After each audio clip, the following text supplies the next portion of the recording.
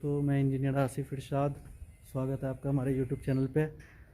आज की जो टॉपिक है वो स्टेयर केस पे है। काफ़ी इंपॉर्टेंट टॉपिक है, ज़्यादा टाइम नहीं लूँगा।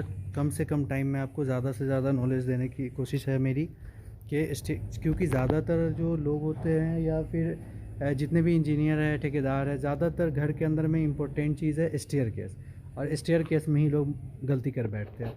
तो वो गलती ना हो उसके लिए मैं आपको दो तीन जो पॉइंट्स है, जो इसके इम्पोर्टेंट पॉइंट्स है, वो मैं आपको बताता हूँ। अभी मैं आपके लिए लाइव भी बताऊँगा और मैंने आपके लिए कुछ कॉपी पे नोट्स भी बना करके रखे हैं, वो भी मैं शेयर करूँगा आपके साथ। ठीक है, तो आइए सबसे पहले हम दो पॉइंट जानते हैं। दो तो जनरली सबको पता भी होगा, और जो नहीं भी पता है वो उनके लिए मैं बता देता हूँ कि जो राइज़र और थ्रेड हमारे सीढ़ी में देखिए, हमने एक लिफ्ट भी यहाँ पे क्रिएट किया हुआ है। ठीक है, ये लिफ्ट ऊपर तक जा रही है। तो राइज़र और थ्रेड, राइज़र कौन सा है? ये जो वर्टिकल शेप है जिस पे हम पैर ऐसे रख के ऊपर चढ़ने वाले हैं, ये राइज़र है हमारा।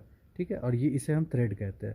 अब बात है कि राइज़र की हाइट क्या होती है। ऐसे तो जनरली स्टैंडर्ड साइज़ है क्या, 7 इंच तक लोग रखते हैं, लेकिन जो सबसे बढ़िया होता है, जो जिसमें हमारे पैर पे जोड़ ना पड़े, वो 6 इंच की होती है। हमने 6 इंच के रखे हैं। हमारे पास ज़मीन है, लैंड अच्छा खासा यहाँ पे 400 गज की ज़मीन है, तो हमने यहाँ पे 6 इंच का रखा है। जो इसके ऊपर चढ़ने वाला है उसको ज़्यादा जोर नहीं पड़ेगा यहाँ पे।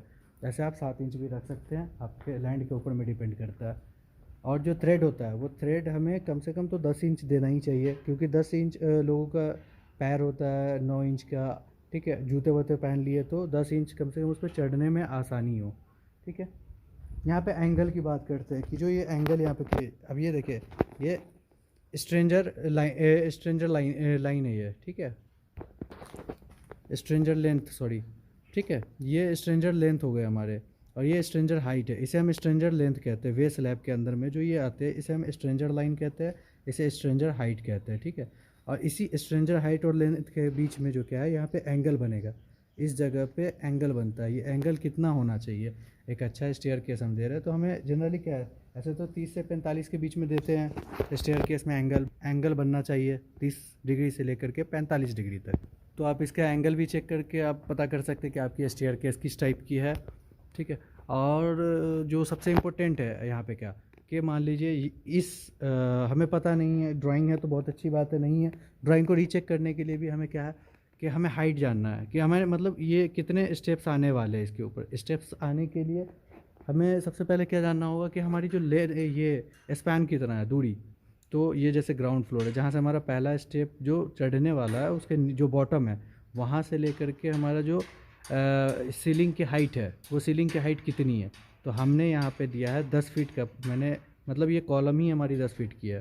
ठीक है, और ये लटक बीम जो है नीचे हमारे, ये लटक बीम, ये सॉरी ये वाली, ये हमने 1 फीट का दिया। तो टोटल कितना हो गया, 11 फीट का। ये हमारी जो क्लियर हाइट है 11 फीट, ये क्लियर हाइट है हमारी। इधर से ज़्यादा क्लियर नज़र आएगा। ये जो कॉलम है ये 11 टोटल, वहाँ तक ये 11 फीट है। और जो ऊपर में हमने 5 इंच के जो स्लैब दिया है, मैं आपको दिखाता हूँ अच्छे से कि ये तो क्लियर है कि ये 11 फीट तक हमारा कॉलम है। मैं आपको स्लैब की थिकनेस दिखाता हूँ। तो वहाँ पे हमारी जो स्लैब की थिकनेस है वो 5 इंच है। ये देखिए, ये 5 इंच की है। ठीक है, तो अब टोटल कितना हो गया, 11 फीट 5 इंच। ठीक है, अब 11 फीट 5 इंच है, इसको हम टोटल को इंचेस में कैलकुलेट करते हैं। अब मैं ना आपको डायरी और पेन पर लेकर के चलता हूँ, फिर वहाँ पे आपको इजीली समझा पाऊँगा। ये देखिए, ये हमारा 11 फीट 5 इंच है। ठीक है, 11 फीट 5 इंच को हम अगर कन्वर्ट करते हैं इंचेस में, तो 137 इंच आता है। हमने इसकी राइज़र कितना दिया यहाँ पे, ये जो राइज़र है ऐसे वर्टिकल लाइन में, उसके हमने 6 इंच दिए है। ठीक है, तो ये 6 इंच हमने दिया। तो हमने क्या किया कि 137 से 6 में डिवाइड किया, तो हमें आ रहा है 22 स्टेप के समथिंग आ रहा है, 22.833 है। तो 22 स्टेप।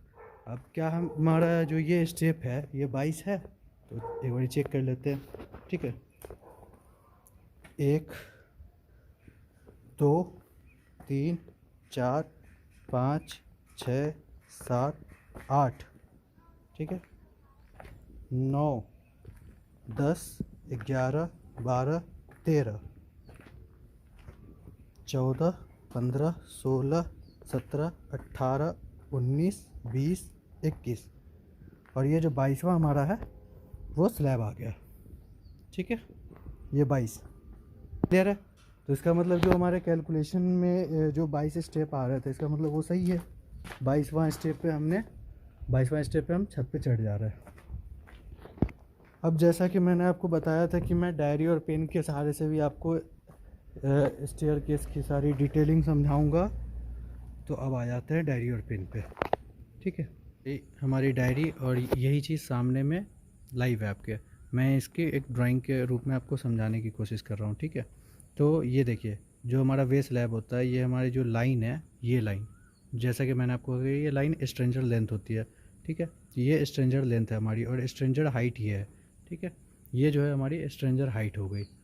और राइज़र थ्रेड, जैसे कि मैंने आपको बताया, ये हमारा थ्रेड हो गया जिस पे हम चढ़ने वाले हैं, और जिस पे हम पैर ऊपर रख कर के ऊपर चढ़ेंगे वो थ्रेड हो गया।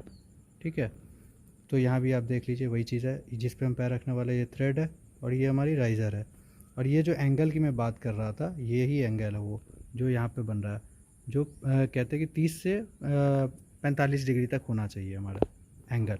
ठीक है, ये हमारा यहाँ पे मैं लिख देता हूँ 30 से 45 डिग्री तक। ठीक है, तो आई होप आपको ये कुछ पॉइंट्स क्लियर हुए होंगे